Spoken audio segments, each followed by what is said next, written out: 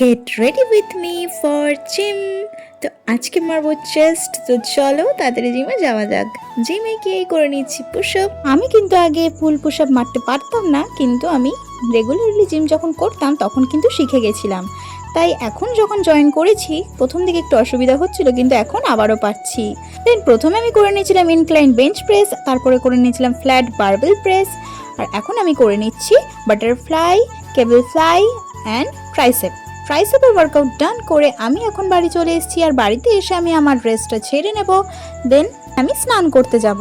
স্নানে যাওয়ার সময় দেখছি এসছে ভীষণ জোর বৃষ্টি, দেখো কি জোরে হাওয়া দিচ্ছে আর ঝমঝম করে যেন কিছুক্ষণের মুহূর্তেই বৃষ্টিটা নেমে গেল। তারপরে দেখো আমি খেতে বসে গেছি। আজকে খাবারে ছিল শাক ভাজা, মোচা আর শশা আর ডিমের কারি, সেটা দিয়ে আমি এখন খেয়ে নেব। মোচাটা জানো তো বড্ড টেস্টি হয়েছিল, আর আমি না মোচা খেতে বেশ ভালোই বাসি।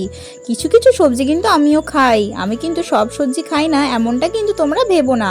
তারপরে শাক খেয়ে নিয়েছিলাম। এই শাক ভাজাটা আমার তো ভীষণ ভালো লাগে, বড়ি দিয়ে আর বাদাম দিয়ে বানালে তো আরোই ভালো লাগে। তারপরে একটু ডিম দিয়ে তরকারি দিয়ে খেয়ে নিলাম। আর তারপরে আমার ভাই দেখাচ্ছিল ওর ফ্ল্যাগটা। স্নান করে উঠে খাওয়া দাওয়া সেরে আমি বসে গেছি এখন পড়তে। পড়াটা আমি এখন কমপ্লিট করে নেবো, জানো তো সামনেই আমার এক্সাম, তাই আমাকে এখন রেগুলারলি টাইম মতো পড়তে বসতে হবে। দেখো কি সুন্দর রোদটা পড়ছে। তো চলো আমি এখন পড়ে নিই, দেখা হচ্ছে আবার অন্য কোনো ভিডিওতে। ততক্ষণের জন্য সবাইকে টাটা বাই, সবাই ভালো থেকো।